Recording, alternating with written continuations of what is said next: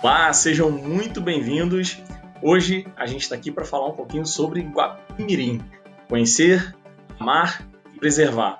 Uma iniciativa que a gente realiza de diferentes maneiras nas escolas públicas do município há aproximadamente 6 anos, com o intuito tão somente de levar um pouco de informação sobre o patrimônio histórico, cultural e natural do nosso município.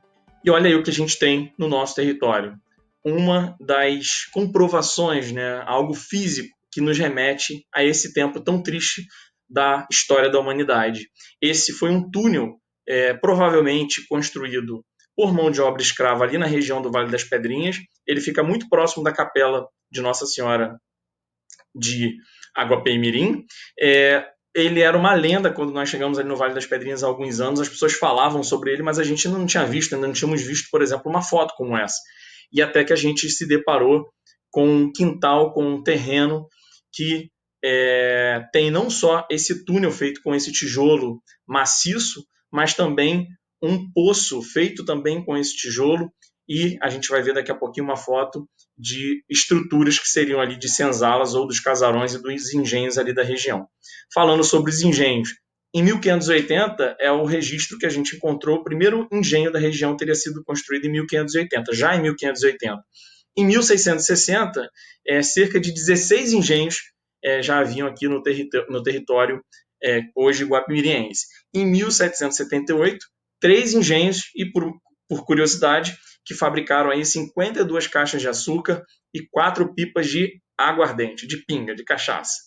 O relatório do Marquês do Lavradio, de 1778, traz para a gente uma informação aqui interessante, que a freguesia de Guapimirim era a sétima maior, o sétimo maior, na verdade, produtor entre as freguesias do Rio de Janeiro, com 9 toneladas de farinha, 200 quilos de milho, 200 quilos de feijão e 2 toneladas e meia, 2.500 quilos de arroz eram ali a principal produção aqui da nossa região. Em 1794, nós temos 4 engenhos na freguesia. Um do capitão Ricardo Soares, outro do Antônio de Amorim Lima, outro do capitão Mor Francisco Manuel da Fonseca e também da dona Angélica Rita Gaga. Todas pessoas poderosas que tinham também, que formaram riqueza a partir da mão de obra escrava. Outra curiosidade sobre a freguesia é que nós tínhamos aqui 7 portos. Porque naquele tempo, embora nós tivéssemos ali as picadas, as trilhas em que as pessoas também passavam e circulavam, mas o trânsito, o escoamento dessa produção que era feita aqui, eram feitos pela água, Os barcos passavam pela água para seguir rumo à cidade de São Sebastião do Rio de Janeiro. Então, esses portos eram 7 portos consideravelmente grandes, mas tinham também alguns outros menores que ficavam próximos às propriedades, que só navegavam de canoas, que eram ali dos canais e dos afluentes do rio Guapimirim. Essa é a parede que eu comentei com vocês, uma parede ali num quintal no Vale das Pedrinhas, que os moradores mais antigos contavam que se tratava de uma senzala. Hoje tomada pela floresta, mas tem uma parede muito grande, uma área muito grande, que tem toda essa base aí desses amontoados de pedra, e desse caso de pedras do rio. Em 1774, a nossa freguesia tinha 1.509 pessoas, sendo 625 livres e 884 cativos, que eram 127 homens a proporção para mais ou menos 100 mulheres de pessoas escravizadas, no caso. Em 1789, nós tínhamos 1.848 pessoas, ou seja, um território aí em ampla expansão, com 970 escravizados, mais da metade aí da população. Já em 1795, chegamos a 2.191 pessoas, habitantes na freguesia, sendo 1.227 escravizados. E aí está uma imagem de um engenho daqui da freguesia de Guapimirim. Nessa época, provavelmente, em 1892, não se tratava mais de um engenho ali na região do Vale das Pedrinhas. Provavelmente esse engenho era o engenho da Fazenda Barreira, que a gente vai falar agora mais à frente, porque essa obra é do Modesto Brocos, que é um artista plástico espanhol, e ele morava ali, foi dono da Fazenda Barreira. Então, provavelmente, essa imagem que a gente está vendo. Outro detalhe é que 1892 foi depois da abolição da escravidão aqui no nosso território. É um dado ainda muito triste porque a gente ainda tem vestígios, né, resultados desse processo de escravidão ainda na nossa sociedade até os dias de hoje. Isso tudo resultado desse trágico episódio da nossa história que tem a ver com a escravidão e que, infelizmente, ainda muita gente nega, né, esses reflexos nos dias de hoje. Outra observação é sobre a questão territorial, a desigualdade que há desde aquele tempo e até os dias de hoje da distribuição agrária, né? Porque pensem só, essas terras foram distribuídas gratuitamente pela corte portuguesa e utilizando mão de obra escrava, né? Uma fonte muito próspera de enriquecimento. 56% das terras da freguesia de Aguapé-Mirim em 1856 pertenciam a um único homem, o comendador Policarpo José Álvares de Azevedo, que tinha ali sob seu domínio uma série de homens e mulheres também escravizados. O aumento de mais de 100% da população escravizada entre 1856 e 1877, em 1872, desculpa, aqui na nossa freguesia, na nossa antiga freguesia. Era a freguesia, inclusive, gente, com o maior número de pessoas escravizadas, com 64% da população de homens e mulheres escravizados. A partir de 1873, após a aprovação da Lei do Ventre Livre, deu início a um processo de decadência desses grandes empresários, dessas fazendas e engenhos, obviamente porque o comércio de pessoas escravizadas foi desestimulado. Houve, né, os registros históricos mostram quanto esses poderosos da época se indignaram. A libertação do povo negro não foi algo dado, né, foi um direito conquistado de homens e mulheres que lutaram aí por esse movimento abolicionista. Isso é bom também que a gente frise, né? Nenhum direito, na verdade, é dado. Todos eles são conquistados, quanto mais esse que retirou, né, a gente de uma condição humanitária tão perversa.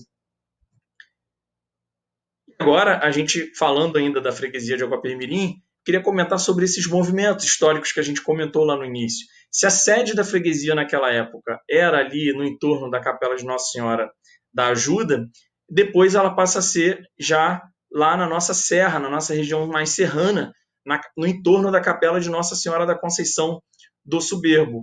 É a segunda capela que a gente tem histórica, né, em pé ainda no nosso município. Mas temos aqui também uma contradição em relação a essa data. A versão oficial diz que ela foi erguida em 1713 pelo padre Antônio Vaz Tavares, na fazenda dos Amorim, né, que pertencia ao Antônio de Amorim Lima.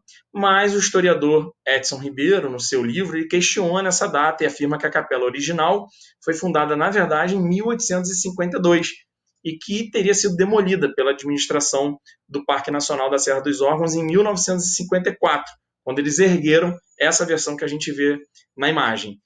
Essa capela ela foi tombada em 1989 também pelo INEPAC, e é importante dizer aqui que essas datas e essas informações que vão sendo adicionadas é um processo natural. A história cada dia mais se desvenda, né, para a gente, mais pessoas pesquisando, a gente tendo acesso a documentos que antes não tínhamos. Então, não se tenha, né, quando um historiador encontra uma informação, não se quer anular, né, e nem se tirar o crédito de um trabalho feito ou de trabalhos feitos aí anteriormente. Ao contrário, a intenção é que se agregue informações para que a gente cada vez mais saiba mais sobre a gente mesmo. E olha aqui uma outra foto da Capela de Nossa Senhora da Conceição. Essa foto aqui foi publicada em 1926 por uma revista da época e já mostra a capela diferente, né, do que a gente tem hoje. Ela não tem aquela varandia da lateral esquerda e também não tem a data, né, de 1713 no topo, ali na frente. Uma curiosidade, que ela foi construída numa ilha fluvial do Rio Soberbo, então o rio ele se separa e se encontra, e nessa ilha formada ali no meio tem a capelinha tão linda e que hoje é um cartão postal também aqui do nosso município. Ela teria sido coberta, né, por telhas francesas e cercada aí por um muro de arrimo de pedras empilhadas que são ainda originais. A última reforma dessa capela foi em 2011 pelo Instituto Chico Mendes de Conservação e Biodiversidade, o ICMBio. Hoje, também os munícipes estão aí pleiteando uma reforma, mas é um patrimônio, né, não é tão fácil, é tombado, não é tão fácil chegar ali, pintar, fazer qualquer inserção. É necessária toda uma burocracia para isso. A gente também está vivendo agora um momento de pandemia, então eu espero que em breve aí a gente tenha a capelinha restaurada e preservada. Passando aqui também, quero mostrar para vocês uma outra capela do nosso município, a Capela de Santana do Bananal. Ela foi aberta ao público em 1731, na fazenda do capitão Gaspar da Silva Borges. Ela é dedicada a Santa Ana, que é a mãe de Maria, ou seja, vem ser a avó de Jesus. Essa região, na época, era chamada de Calundu. Calundu era o nome dado às manifestações religiosas de matriz africana. Depois ele foi substituído esse termo por candomblé. Essa região se chamava Calundu, depois passou a se chamar Porto Modelo. Porto Modelo porque essa região da capela foi uma importante parada da estrada Magé-Sapucaia, uma importante parada. E Porto Modelo veio a dar nome à Parada Modelo, também uma parte aqui do nosso município. Só depois que passou a se chamar Arraial do Bananal, o rio Bananal passa ali também nesse bairro, e essa região sofreu muito também com epidemias no século XIX. Já nesse caso aqui, epidemia de malária. Naquela época, eles chamavam as doenças de doença de preto, doença de branco, mas, na verdade, quando pessoas negras feitas escravas naquela época morriam mais decorrentes de uma epidemia, era porque essas pessoas viviam de uma maneira mais vulnerável, não tinham acesso a uma boa alimentação, não tinham acesso a nenhum tipo de conforto, à medicina da época, então elas estavam mais suscetíveis a morrerem. Como hoje, em tempos de pandemia, nós temos também um retrato, embora ela atinja todas as classes sociais e todas as pessoas, mas há um retrato de quem mais morre ainda hoje também por causa dessas doenças. Quem tem menos acesso a uma saúde de qualidade, a hospitais, a todo o aparelho público, né, e também o privado, obviamente, quem está mais à margem disso é quem mais sofre ainda hoje com qualquer tipo de problema e doença, e principalmente agora em tempos de pandemia. Esse percurso da estrada Magé-Sapucaia, ele conectava Piedade, o Porto de Piedade, que levava até o Rio de Janeiro, a zona da Mata Mineira. Ela era conhecida como a Rota do Ouro, foi o caminho aí que os portugueses, que os tropeiros da época encontraram para saquear, né, retirar todo esse ouro aqui do nosso território. E durante, a partir de 1865, foi ali, no Arraial do Bananal, que se tornou a sede da freguesia, por conta dessa capela. Quando eles recebiam também essas Seis Marias, era uma forma de simbolizar poder, né? Construir, levantar uma capela, dito em louvor a uma santa ou um santo que essa pessoa seguia, mas também, obviamente, como forma de ostentar ali aquela propriedade e o poder, porque as igrejas da época eram como os cartórios, eram lá que ficavam os registros de terra, nascimento e morte, casamento, apadrinhamento. Vale também uma outra informação curiosa sobre o Arraial do Bananal e sobre essa região. Ali tinha um albergue do coronel da Guarda Municipal, o senhor Manuel José Vivas. Ele era um ponto de parada que ele recebia esses viajantes, era um lugar mais simples, nós tínhamos lá no meio da serra um lugar que recebia autoridades que tinham mais poder, pessoas mais importantes da época, mas algumas curiosidades é que os quartos eram simples, mas muito bem feitos, com colchões de palha de milho, que trazia muito conforto ali para quem precisava dormir, e travesseiros de Marcela do Campo, que é uma erva, que além de deixar o travesseiro mais macio, também tinha ali um odor agradável. E o senhor Manuel José Vivas, ele tinha uma banda, e ele tocava trombone, era um contador de história, então os viajantes ficavam ali ouvindo suas histórias, depois ele ainda ensaiava um pouco o trombone, e isso levava aí altas horas, é um registro que a gente encontra, inclusive, num jornal da época que narra um pouco dessa viagem. E a gente agora vai subir um pouquinho a serra, saindo ali do Bananal, a gente vai seguir para o bairro Barreira. Naquela época, essa viagem a cavalo levava 2 horas. Tinha que sair bem cedinho e as mulheres iam de leteira, que é aquele compartimento de madeira com 2 madeiras laterais e que eram carregadas ali por mulas, né? por cavalos também. E as mulheres iam com um pouco mais de conforto nessa subida aí, né, que naquela época não devia ser fácil.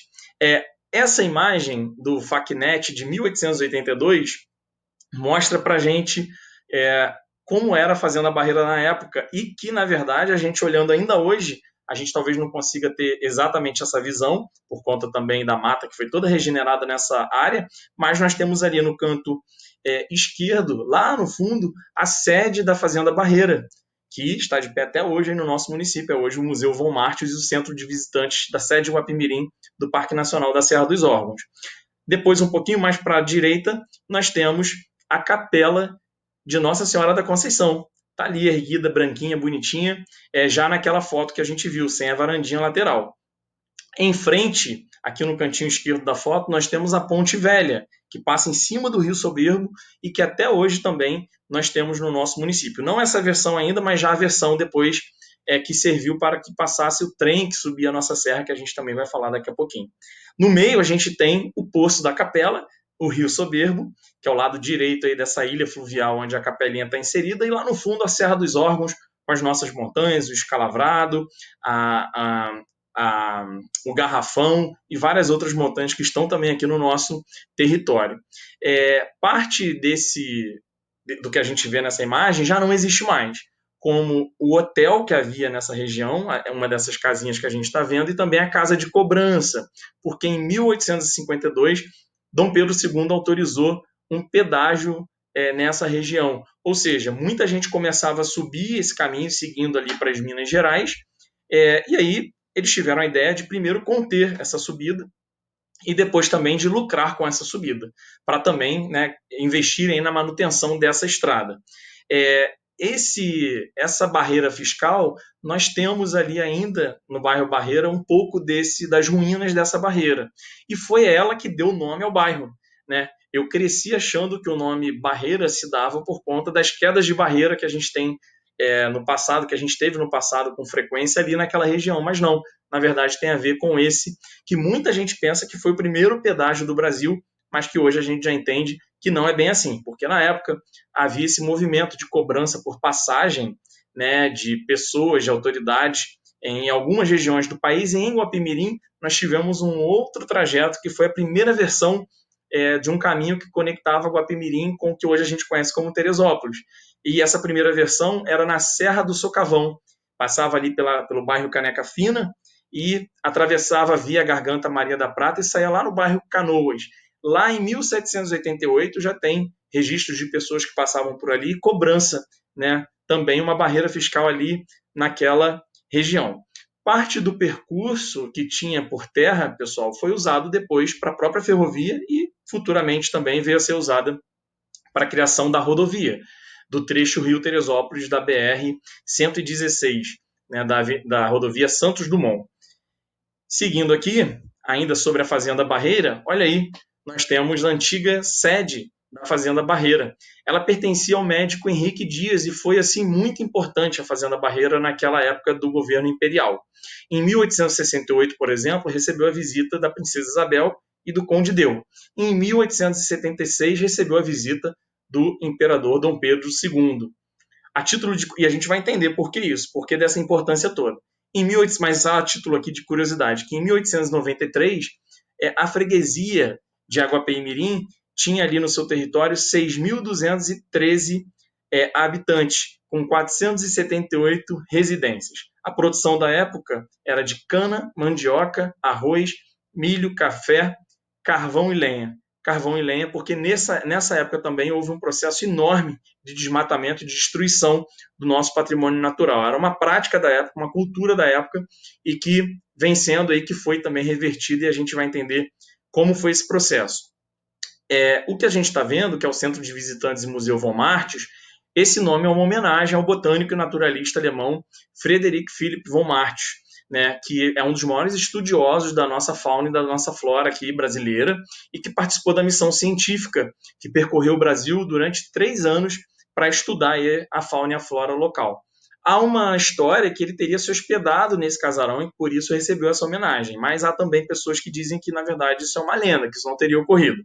Vamos ver o que a gente descobre aí nos próximos capítulos. Essa foto que vocês estão vendo mostra aí as ruínas do cultivo de quina que era feito na Fazenda Barreira.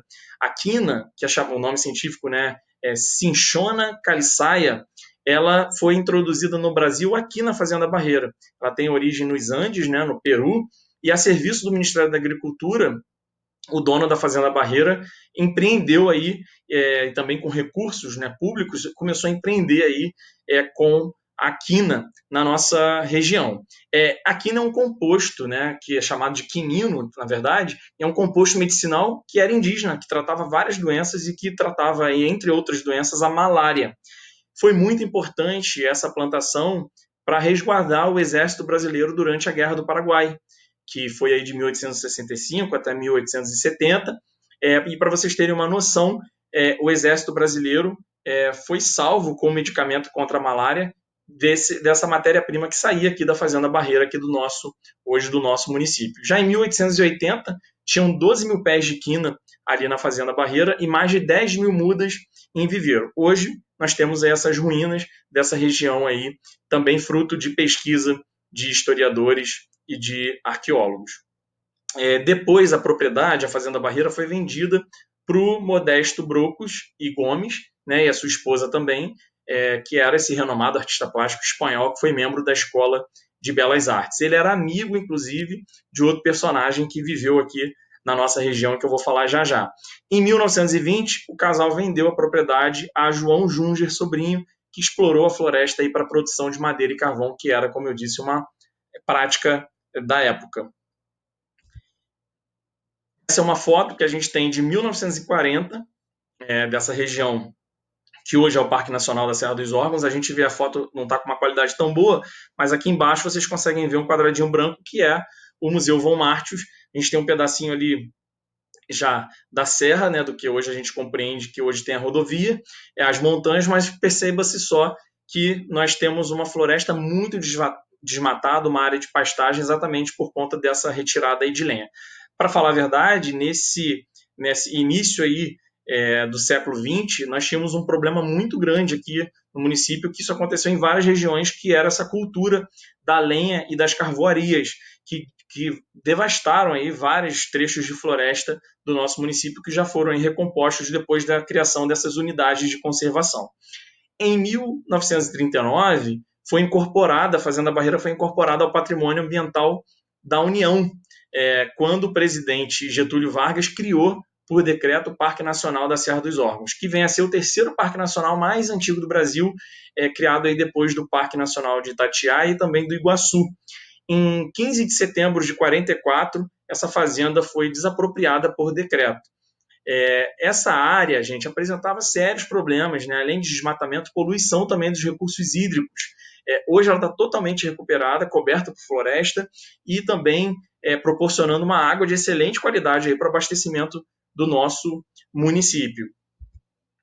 Outra foto aqui para vocês, já de 1943, mostra essa área ainda, né, também ali, de certa maneira, desmatada.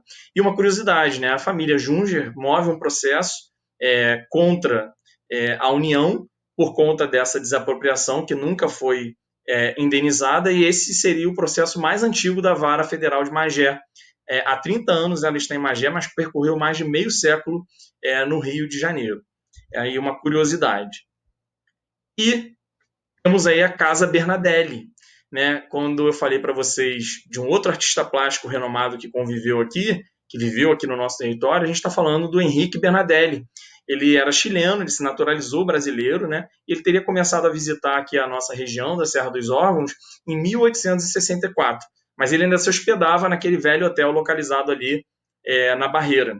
Depois ele fixou residência, comprou essa propriedade, a família do artista se mudou para o Rio a convite de Dom Pedro II, e o irmão dele era um escultor também muito renomado, Rodolfo Bernadelli, e viveu por tempo ali naqueles arredores. Entre 1890 e 1920, o Bernadelli teria mantido seu ateliê nessa casa. E olha só que tristeza essa foto, a gente tem ali um afresco dos bandeirantes Borba Gato e também do sogro dele, o Fernão Dias Leme, que era chamado do Caçador de Esmeraldas. É um rascunho, né, de uma pintura aí do Bernadelli. Tínhamos ela preservada alguns anos atrás e hoje a casa se encontra aí em ruínas. É até perigoso ali aquele local por conta de uma possibilidade de desabamento e também de vandalismo, né? As pessoas que desenham nas paredes, que rabiscam, que colocam seus nomes. O mesmo, infelizmente, algumas pessoas insistem em fazer nas cachoeiras, né? Riscando pedra, rabiscando pedra. Essa vontade que a gente não entende de querer se marcar no local que não precisa de mais nada porque já está muito bem desenhado. E quando se trata do patrimônio histórico, é vandalismo, é crime, mas infelizmente isso que vem ocorrendo aí nos últimos anos. Esse casarão, gente, ele foi vendido pelos irmãos Bernadelli em 1920 e se tornou a sede do Clube de Campo do Soberbo, que encerrou as atividades na década de 1990.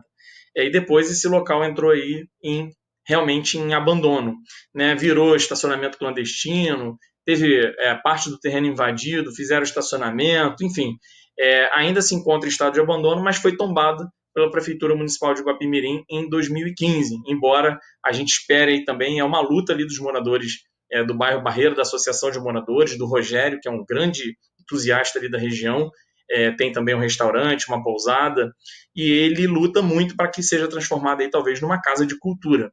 Vamos torcer aí para que isso ocorra em breve. E uma curiosidade, ali pertinho da Casa Bernardelli, entre a Casa Bernardelli e a Capela de Nossa Senhora da Conceição, nós temos ali um córregozinho chamado Lava Pés.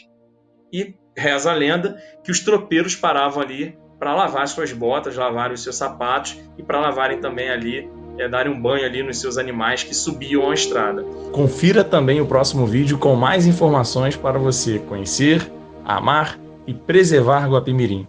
Deixe também o seu like, comente e compartilhe.